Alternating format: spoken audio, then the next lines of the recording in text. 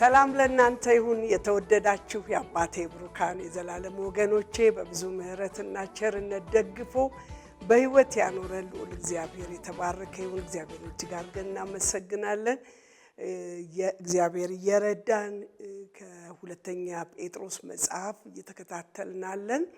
ክብር ለእግዚአብሔር ይሁን። በጣም ደስ በሚል ሁኔታ ደግሞ በአሁን በዩቲዩብም ማስተላለፍ ጀምረናል። በተለይ ይሄ ትምህርት እንዳያመልጣችሁ ለሌሎችም እንድታስተላልፉ በጌታ ፍቅር ጠይቃችኋለሁ። ምክንያቱም ብዙዎች እየጠየቃችሁ ስላላችሁ ነው። እግዚአብሔር ይባርካችሁ ማለት እወዳለሁ። ክብር ለሱ ይሁን። እህታችሁ ሮማን ነኝ። እንጸልይና የጀመርነውን ትምህርት እንቀጥላለን። የአባቶቻችን አምላክ ትልቅ እግዚአብሔር ልዑል አምላካችን ሆይ እጅግ አድርገን እናመሰግናለን። ባንተ ቸርነት ባንተ ምሕረት ዛሬ ላይ ስላለን ክብር ላንተ ይሁን። ደግሞም እግዚአብሔር አባት ሆይ በዚህ ጊዜና በዚህ ሰዓት እንደተናገርከን እንዲሁ ልታደርግ እንደምትችል ታምነን በተለይ በምድራችን በሕዝብ በትውልዱ መካከል ካለ ከየትኛው መከራ የታደከን አምላክ አንተ ተባረክ። አሁንም እግዚአብሔር ሁሉን ለምትችል ላንተ ሁሉን እንሰጣለን።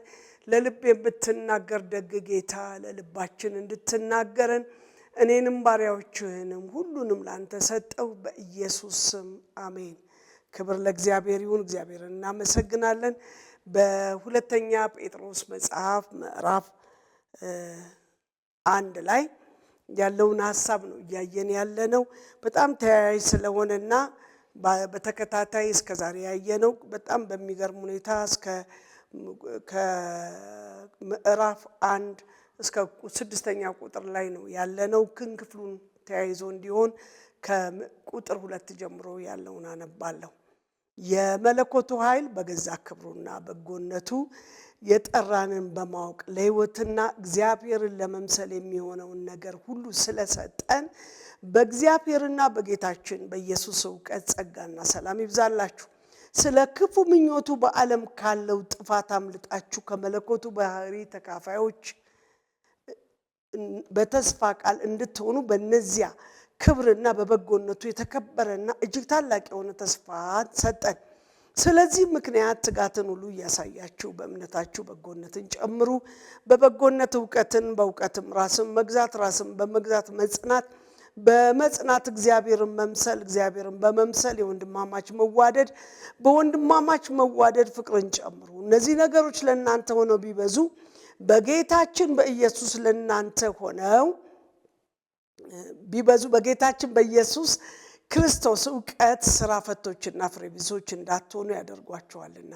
እነዚህ ነገሮች የሌሉት እውር ነውና በቅርቡ ያለውን ብቻ ያያል፣ የቀደመውን ኃጢአቱን መንጻቱን ምን አድርጓል? ረስቷል ብሎ ይለናል። እና በጣም በተደጋጋሚ ያየናቸው ክፍሎች አሉን። ከላይ ጀምሮ በተለይ እግዚአብሔር እንዲህ ነገር ሰጥቷቸዋል፣ ትልቅ ተስፋ ከዓለም ከዚህ ከክፉ ምኞት አምልጣችሁ ለማን ከመለኮቱ ባህሪ ተካፋዮች እንድትሆኑ ስለፈለገ እግዚአብሔር በእርሱ ዘንድ ያለ በክብርና በበጎነት የተከበረ እጅግ ታላቅ የሆነ ተስፋ ሰጥቶናል ይልና እግዚአብሔር እንዲህ አይነት ነገር ስለሰጠን ስለዚህ አንድ ነገር እናደርጋለን፣ ትጋትን እናደርጋለን። ስለዚህ ምክንያት ይልና ትጋትን ሁሉ እያሳያችሁ በእምነታችሁ በጎነትን፣ በበጎነት ላይ ደግሞ ምንን እውቀትን፣ በእውቀት ራስን መግዛት፣ ራስን በመግዛት መጽናት፣ በመጽናት እግዚአብሔርን መምሰል ጨምሩ፣ እየጨመራችሁ ሂዱ ይለንና ባለፈው በተደጋጋሚ ያየነው ብዙዎቻችን አቤት ድሮ የነበረኝ እምነት፣ እኔ ለሰው ያደረኩት መልካም ነገር፣ በጎነቴ ደግሞ እግዚአብሔርን የማወቅ ልኬ እያልን ከሌሎች የተሻለ እውቀት ከሌሎች የተሻለ በጎነት እንዳደረግን መስሎን ያልናቸው ደግሞም ሊሆኑ ይችላሉ፣ ሆነው ሊሆኑ ይችላል። ነገር ግን እሱ አይበቃም፣ አሁንም ጨምሩ። ትላንትና እምነት ነበራችሁ፣ አሁንም ጨምሩ። በጎነት ነበራችሁ፣ ጨምሩ። እውቀት ነበራችሁ፣ ጨምሩ። ራሳችሁን ትገዙ ነበረ፣ ሰው ሲሰድባችሁ ሲያንቋሽሻችሁ ምንም አይነት ነገር ከስሜታዊ ነገር ራሳችሁን ግድብ ታደርጉ ነበር። እዛው ራሳችሁን እንደገዛችሁ ጸንታችሁ ቆዩ። በሁኔታዎች ይሄን ያክል ታግሻለሁ፣ በቃኝ፣ ይሄን ያክል እንዲኖር ያሉ ምናልባት አንዳንዶቻችን 2-3 ጊዜ ታግሰን በቃን የምንልበት ጊዜ ብዙ ነበርና በቃን ያልንባቸው ጊዜ አስፈላጊዎች አይደሉም። ቀጥሉ። ለዚህ ነው አንድ ወቅት ላይ ደቀ መዛሙርት እንዲህ ብለው ጠየቁት፣ እንግዲህ ባልንጀራዬን እስከ ስንት ጊዜ ይቅር ልበለው? በቀን 3 ጊዜ? ስማ 3 ጊዜ? አንድ ጊዜ እሺ፣ 2 ጊዜ? 3 ጊዜ ሰው እንዴት ይቅር ይላል? 3 ጊዜ ይሄን ሁሉ ራሴን ግርት አድርጌ ታግሼ ይቅር ልበልን ብለው ሲጠይቁ አይ አይደለም አለ። 7 ጊዜ 7 ዋት በቀን ውስጥ በተለይ ደግሞ በቀን በሰው ሊሰራበትና ሊኖርበት ከሰው ሊገናኝበት የሚችልበት የእንቅልፉን ሰዓት ስንቀንስ ስናየው 7 ጊዜ 7 449 ጊዜ ይቅር በል። እንዴት ይከብዳል! ከባድ እኮ ነው ወገኖቼ። አዎ በል ይቅር በል። በየ2 ደቂቃው የሚበድል ሰው አለ? ለመበደሌንስ ለማስታወስ እነዚህ ደቂቃዎች ይበቁኛል? መበደሌን፣ መቀማቴን፣ መነጠቄን፣ ስሜታዊ መሆኔን ለማወቅ እንኳን እንደዛ ባለች ጥቃቅን በምትመስል ነገር ግን በየትኛውም ደቂቃ ሞመንት ምን አድርግ ይቅር በል። ያለ ይቅርታ አትገኝ። ምን ማለት ነው? እዛው ጸንተህ ይቅር ብለሃል፣ ይቅር ብለኸው ቅር። በቃ ይቅር ብሎ መቅረት ነው የሚሻለው። አሁን ቢበድል አሁን ጨምሮ ቢበድል ይቅር በለውና ተወው። ጨምር። ጽናትህ የጨከነ ይሁን። እሷን ስንት ጊዜ ታገስኳት። የብዙዎች ትዳር የመፍረስ ምክንያት ያለፉት ዘመናትን በሙሉ እየቆጠረ ያኔ የዛሬ ስንት ዓመት የዛሬ እንትን ታግሼ እኮ ነው ይላሉ እኮ። ያንኑ መታገስ ጸንተህ ያዘው። ጸንተህ ቆይ። ራስን በመግራት ጽና፣ ቁም፣ ጨክን። እሱ ነው ጸጥ እንድትል የሚያደርግህ፣ በዝግታ ልትመላለስ የሚያደርግህ እሱ ነው፣ ለሌላ እንድትተርፍ የሚያደርግህ። ስለዚህ አሁን ውይ አዎ ይቺ ውይ የምትላትን ስሜትን አይኖርም እያልኩ አይደለም። በጣም በሚገርም ሁኔታ አንዳንድ ጊዜ ስሜታዊ ያደርገንና ቶሎ መለስ ካላና አስከፊ ነው። ለዚህ ነው ጳውሎስ ሲናገር ተቆጡ። መቆጣት አለ እኮ ግድ ነው፣ ግን በቁጣችሁ መካከል ፀሐይ ጣልቃ የሚገባ መልካም ነው የምትለው ብርሃን ነው የምትለው እንኳን አይግባ። ቶሎ አድርገው። ምን ለመመለስ ይቅር ለማለት ለመተው ተመለስ። አትቆጣ ማለት ድንገት የምትፈልገውን ስታጣ የሚሰማህ ስሜት የምትቆጣው ነገር ሊኖር ይችላል። እውነት ነው። በጣም ብዙ ተቆጥቼ አውቃለሁ፣ እቆጣለሁ። ግን እኮ በቁጣችን ላይ ጸንተን እንድንቆም የእግዚአብሔር ፈቃድ አይደለም። ጸንታችሁ በቁጣችሁ ላይ ጸንታችሁ በአመጻችሁ ላይ አትቁሙ። ምናልባት ያያችሁት ያጓጓችሁ ነገር ሊኖር ይችላል። አያጓጓም እያልኩ አይደለም። በሚያጓጓው ምኞታችሁ ላይ እንዳትከተሉ፣ እንዳትሄዱ፣ ወደ አዘቅት እንዳትገቡ ቶሎ መለስ በሉ። በተመለሳችሁበት ቅጥራችሁን አጽንታችሁ ያዙ። ጠንካሮቹ ጽኑ። ይውላችሁ በጎነትን እንዲጨምር፣ እምነት እንዲጨምር፣ ዕውቀት እንዲጨምር ትፈልጋላችሁ? እንግዲያው በዚህ በእያንዳንዷ ነገራችሁ ላይ ትላንት በነበረው እምነት ጸንተቁም። ይሄን ያክል አምኜ ነበር አሁን ግን አትበል። ይሄን ያክል አውቄያለሁ ከዚህ በላይ ምን ያስፈልገኛል? ጨምር። በመጨመር ጽና። በማድረግ ጽና፣ በመኖር ጽና፣ በጽድቅ ጽና፣ በፍቅር ጽና። ጨምረህ አድርግ። ጨምር።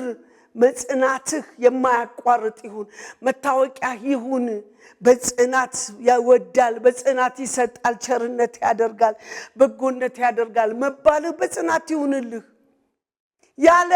ያለ ገደብ ይሁን። ለእግዚአብሔር መገኘት ይሁንልና ከዚህ መጽናት ጋራ አብሮ የሚቀጥል የከበረ ነገር አለ። በጣም በሚገርም ሁኔታ ጳውሎስ በአንደኛ ጢሞቴዎስ ሰሞኑን በጸሎትም ያየነው ያለነው ቃል አለ። በአንደኛ ጢሞቴዎስ ላይ ምን ይላል? እንግዲህ አለ ጸጥና ዝግ ብላችሁ መኖር ትፈልጋላችሁ? ራስን በመግዛት በጭምተን ጸልዩ ይልና ግን ከመጸለያችሁ በፊት አንድ ነገር አድርጉ ይላል። አንበው እንግዲህ እግዚአብሔርን በመምሰልና በጭምትነት ሁሉ ጸጥና ዝግ ብላችሁ መኖር ከፈለጋችሁ ምን በማድረግ እግዚአብሔርን በመምሰል ጸጥታ አለ፣ ጭምትነት አለ፣ በእርጋታ አለ። እንደሱ አይነት ህይወት መኖር ከፈለጋችሁ ጸልዩ ብሎ ይላል። ለመሆኑ እዚህ ጋር ምን ይላል? ከዚህ መጽናት ጋራ እግዚአብሔርን በመምሰል ኑር። እግዚአብሔርን መምሰል ማለት ነው ጥቂት ነገር ማየት ፈልጋለሁ።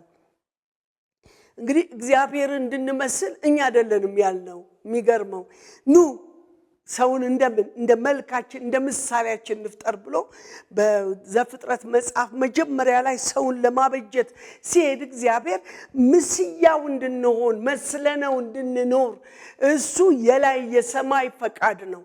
አንተ ዛሬ እኔ እናንተ በቃል ስናነብ ያገኘነው ወይም እንደ ጳውሎስ የራሩልን ቃል አይደለም።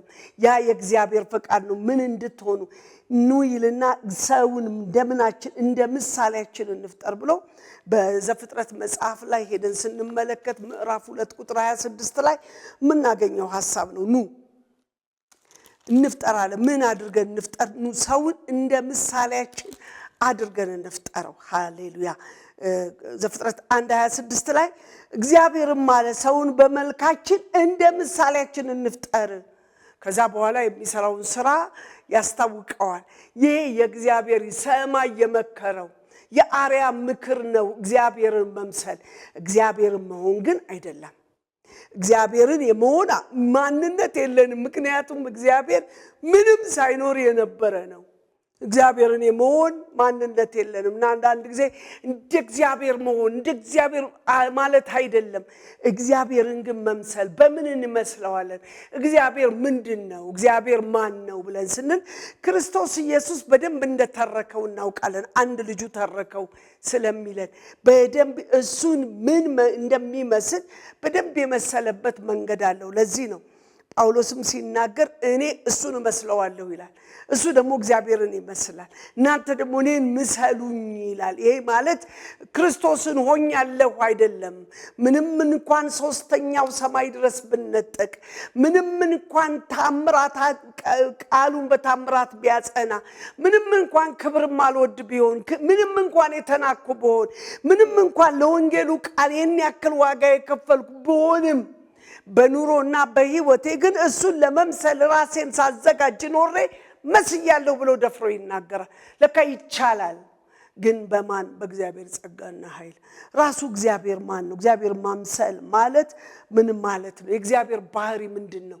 ልንመስለው የሚፈልገው ማንነቱ ምንድነው ያልን እንደሆነ የመጀመሪያው በፍቅር በቅድስናና በጽድቅ እግዚአብሔር እንድንመስለው ይፈልጋል።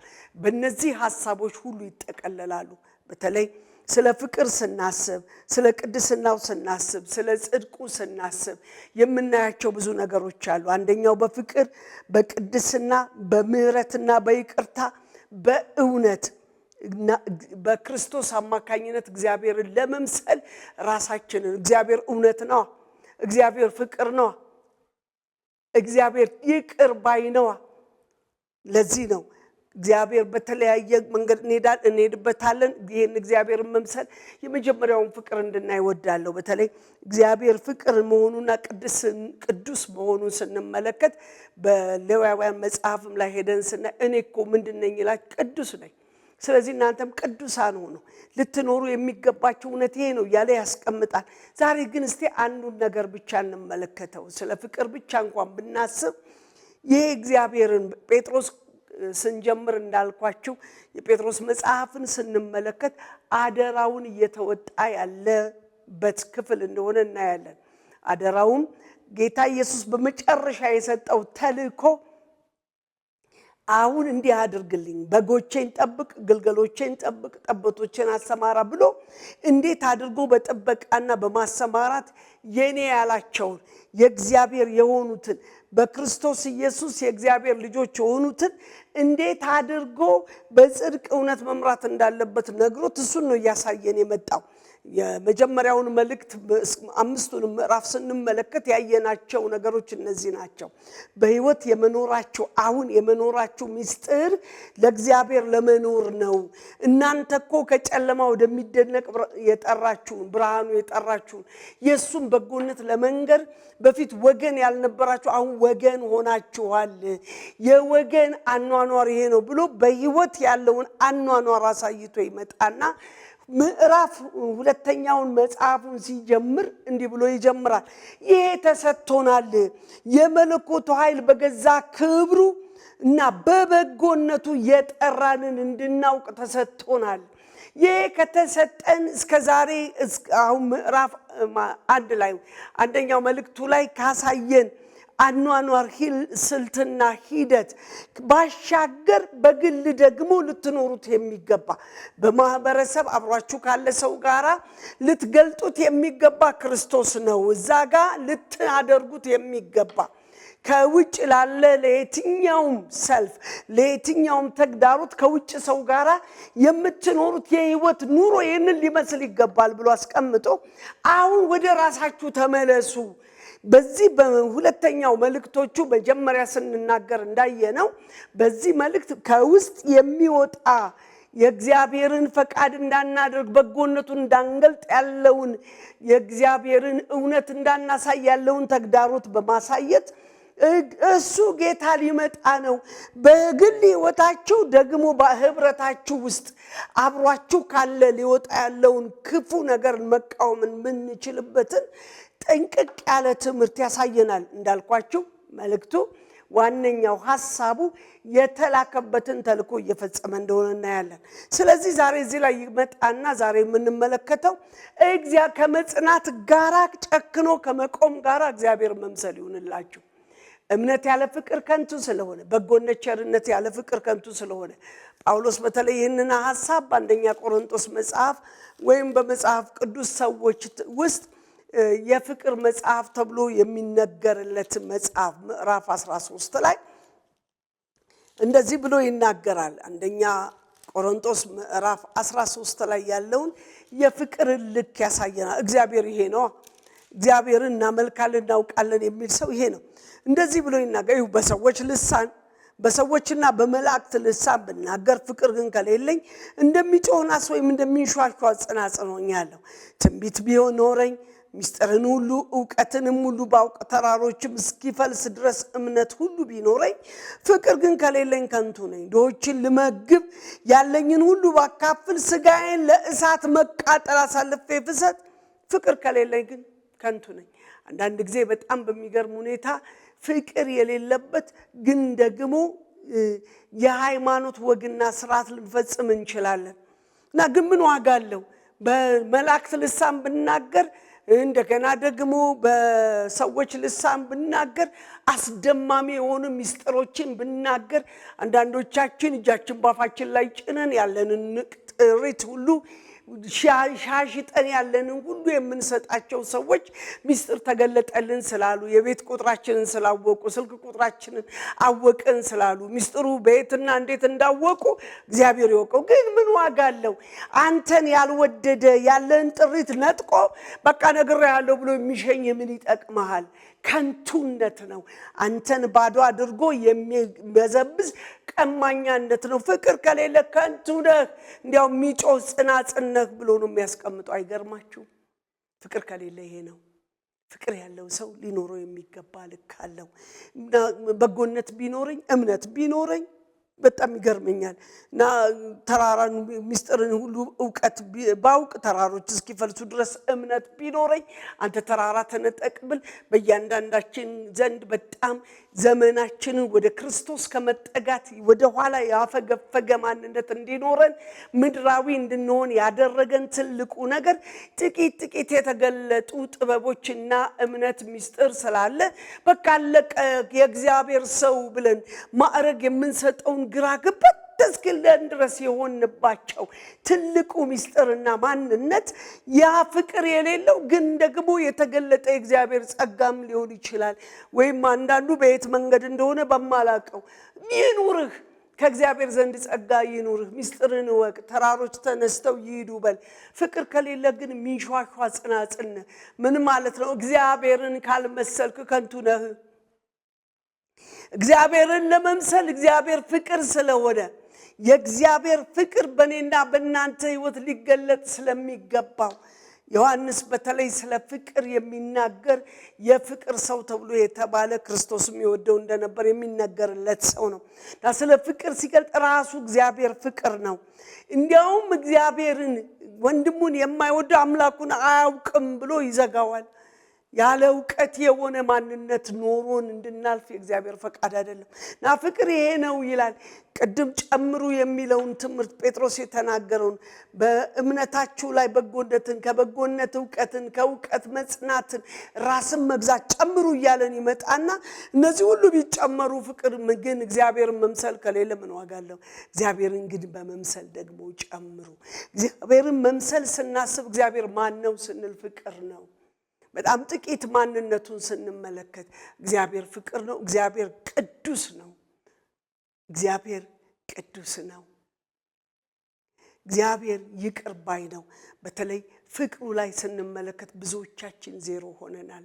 ያለንን ሀብት ሁሉ ጥለን በኋላ ቁጭ ብለን በእግዚአብሔር ላይ ዝም ብሎ ያያል። እግዚአብሔር ለቀማኛ ስሙን እንደዚህ አድርጎ እሱን እኮ ብዬ ነው ብለን የምንላቸው እኛው ስተን መልሰን እግዚአብሔር ላይ የደረሰብንን በደል መተላለፍ እያወራን የተቸገርንባቸው ትልቁ ሚስጥር ምንድነው ስንል ፍቅር በጎደላቸው ቀማኞች ተወርሰን ተነጥቀን ነው። ዝቅልና ፍቅር እንዲህ ያደርጋል። እውነት ፍቅር አለኝ የሚል ሰው ካለ ይታገሳል። ይህንን የምንጀምረው ከሩቅ ሰፈር ከነንትና ቀበሌ የነንትናን ጎሳ በመታገሳችን አይደለም። ነገር ግን እውነተኛ ፍቅር ጴጥሮስም ሲነግረን እንደነበረው ከራሳችን ከጉያችን የምንጀምረው ከኛ የሚወጣ ነው። ፍቅር ይታገሳል። መታገስ ከውጭ የምንገዛው አይደለም። መታገስ ከሌላ መንገር መጥቶ የምናገኘው አይደለም። ከኛ ውስጥ የሚወጣ ከፍቅር የሚመነጭ ነው መታገስ። ፍቅር ምን ያደርጋል? ይታገሳል። ፍቅርስ ምን ያደርጋል? ቅድም በበጎነት ላይ ጨምሩ ነው ያልነው። ይሄ ቸርነት ያለምንም ርህራሄ ያለምንም መጠበቅ ያለምንም ምላሽ እንዲሁ ያደርጋል። ቸር ነው ፍቅር። እየተጎዳም እየተበደለም ፍቅር ምን የሆነ ነው? ቸርነትን የሚያደርግ ነው። ፍቅር አይቀናም። ለነንትና ስለሆነ ወይኔ እኔ ሳላገኝ አይልም። ዘንድሮ በጣም በሚያስቸግር ሁኔታ ክርስትናን እንደሚገባ እንዳንኖር ያደረገን ትልቅ ተጽዕኖ ምንድነው ያላችሁ እንደሆነ የፉክክር ህይወት። እነሱ ያላቸው እነሱ ቤት የተበላው እኛም ቤት እንዲበላ፣ እነሱ የለበሱትን ለመልበስ የነዱትን ለመንዳት የሰሩትን ቀለም እንኳን ሳይቀር በፉክክር እነሱ የቀቡትን ለመቀባት ስንጣጣር እንገኛለን። ውጡ ከነሱ፣ ከራሳችሁ ኑሩ። ይሁንላቸው ለነሱ፣ ላንተም እንዲሆንልህ። ለሱ የሆነው እኮ ያንተን እኮ ነክቶ አይደለም፣ ያንቺን ነክቶ አይደለም። ነገር ግን ስለሆነላት በቅናት ተነስተን እኛ ስላላገኘን ለማበላሸት ስንጥር እንገኛለን። እና ደግሞ የእግዚአብሔር ሰዎች ነን እንላለን። አይሆንም። እግዚአብሔርን መምሰል እሱ አይደለም። ሲሆንለት ደስ ብሎን ለውጣ ስናያት፣ ቀይራ ስናያት፣ ተሻሽላ ስናያት፣ በልጣ ስናያት ደስ ሊለን ይገባል። እሰይ ልንል ይገባናል እንጂ ፊታችን ቅጭም ካለ ክርስቲያኖች አይደለንም። ቅጭም ብሎ ጸሎት የለም። ስለሆነላቸው ስለተደረገላቸው እየከፋን፣ ቃል ስለተገለጠላቸው፣ መንፈስ ስለወረደባቸው፣ እግዚአብሔር አምላክ መልካም ስላደረገ የልመናቸውን ልካቸውን አይቶ ሲሰጥ በሰጪው በእግዚአብሔር ቀንተን ወንድሞቻችን ስንቶች እንደገፋን አላውቅም። ብዙ የመገፋፋት የራስ ዘመን ስለሆነ ዛሬ ቆም ብለን እናስብ። እናንተ የተወደዳችሁ ምናልባት እነንትና ናቸው ብላችሁ ከነንትና ጋር እኔ አንተን ነው አንቺን ነው ራሴን ነው አሁን እግዚአብሔር እየተናገረን ያለው። በዚህ እየተናገረን ባለን መንፈስ ቆም ብለን ልናስተውል ይገባናል። ክብር ለእግዚአብሔር ይሁን። ስለዚህ እግዚአብሔር በሰጠን በረዳን መንፈስ እግዚአብሔርን ለመምሰል ፍቅርን ልንለብስ ይገባናልና ቶሎ ላንብበው ይሄንን። ፍቅር ይታገሳል፣ ቸርነት ያደርጋል። ፍቅር አይቀናም፣ ፍቅር አይመካም፣ የራሱን አይፈልግም፣ አይበሳጭም፣ በደልን አይቆጥርም። ከእውነት ጋር ደስ ይለዋል እንጂ ስላመጽ ደስ አይለውም። ሁሉን ይታገሳል፣ ሁሉን ያምናል፣ ሁሉን ተስፋ ያደርጋል፣ በሁሉ ይጸናል ይላል። ፍቅር ይሄ ነው። እግዚአብሔርን መምሰል የሚለው ቃል አለባበሳችን አንገታችንን መድፋት ቅስልስ ማለት አይደለም። እዚህ ጋር ፍቅር ነው እግዚአብሔር። እስቲ ራሳችሁን ፈትሹልኝ። ሰዓቴ ስላለቀች ምናልባት የሚቀጥለው ጥቂት መጣበታለሁ መልሼ። ራሳችሁን በሂሳብ አስቀምጡት። ሚስት ከሆንሽ እስቲ ከባልሽ ጋር ብቻ እንኳን ስላለሽ በዚህ ከ4 እስከ 7 ባለው ክፍል ላይ ያንቺን ፐርሰንት አውጪ። እውነት ተወጀዋለሽ ከወደድሽው ምን ያክል ታገሰሽዋል ምን ያክል እንዲሆንልሽ ቸርነት አርገሻል ምን ያክል ሰዎች እንኳን ስለሰሙት ደስ ብሎሻል ያንቺን ባል ስላደመጡ ምን ያክል ደስ ብሎሻል ምን ያክል እሷን ስላደመጡ ስለሆነላት ደስ ብለዋል በሂሳብ እስቲ ፐርሰንት አውጡና ራሳችሁን ገምቱ ይሄ ከሆነ እግዚአብሔርን ለመምሰል ራሳችሁን ለማዘጋጀት መውረድ ይሁንላችሁ እግዚአብሔር ይርዳን ወገኖቼ እግዚአብሔርን መምሰል ጨምሩ ይለናል እንጸልያለን እግዚአብሔር እንዲረዳን ሃሌሉያ ጳውሎስ ለጢሞቴዎስ እንዲህ አለው እግዚአብሔርን በመምሰል በጭምትነት ጸጥና ዝግ ብለህ እንድትኖር በልመና በጸሎት በምልጃ በምስጋና እግዚአብሔርን አሳስብ ስለሰው ሁሉ ስላንተም ይሁንልን አባት ሆይ እንዳልከኝ ለምትሰጠን ላንተ ፍቅርን ለምታበዛልን ላንተ ራሳችን ፍትሽ እንድናደርግ ሰዎች ከመተቸት ወተን ሰብሰብ የምንልበት ወደ ራሳችን የምናይበት አንተን ለመምሰል የምንዘጋጅበት ጸጋ ይጨመርልን የኃይል በትር ያገልግለን የጽድቅ እውነት ይምጣልን ከፍ ካለው በላይ ከፍ ላልከው ላንተ መገኘት ይሁንልን እባክህን የእስራኤል ቅዱስ ፍቅር ይታገሳል ቸርነት ያደርጋል እኮ የራሱን አይፈልግም በማንም አይቀናም እኮ ግን ሕይወታችንን ስናየው አንተን እያልን እኛ ግን ሩቅ ሆነናል መልሰን እንመለሳለን ጸጋ ያግዘን እጅን ዘርጋልን ከወደቅንበት አረንቋ አውጣን ብዬ ጸልያለሁ ይለቤታችን ይለራሳችን ለቤታችን ለሰፈር ለመንደር ለቤተ ክርስቲያን ለሀገራችን የሚባዛ ፍቅር እንዲሆንልን እርዳን ጅበኛ ላይ ትሁን በመድራችን ላይ ሰላምና ረፍት ይሁን አቤቱ የዘላለም አባት በዓለም ላይ ያለውን ይህን ግራም ያጋባውን ነገር ጸጥ እንድታደርግልን ባክህ ለሁሉ የምንጸልይበት ጸጋ አቅም ጉልበት ይጨመርልን በመድራችን በኢትዮጵያ ሰላም ፍቅር ረፍት እንዲበዛ በኤርትራ ምድር ይበጎነት ቸርነት እንዲገለጥ እንድትረዳ በስም ጸልይኩ የክፋት ኃይል ጉልበት የበቀል ስራ ሁሉ ይከልከል ለመሪዎቻችን ዕውቀት ማስተዋል ጥበብን ጨምር በነገር ሁሉ ክበር በኢየሱስ ስም ጸልይኩ አሜን እግዚአብሔር አምላክ ምድራችንን ኢትዮጵያን ኤርትራ ምድር ይባርክ ኢየሱስ ያድናል ጨምሬ ልበላችሁ በዩቲዩብ ለሌሎችም እንድታስተላልፉ ጌታ ይርዳችሁ እናንተም ገብታችሁ አድምጡ ተባረኩ ለበረከቱ ሁሉ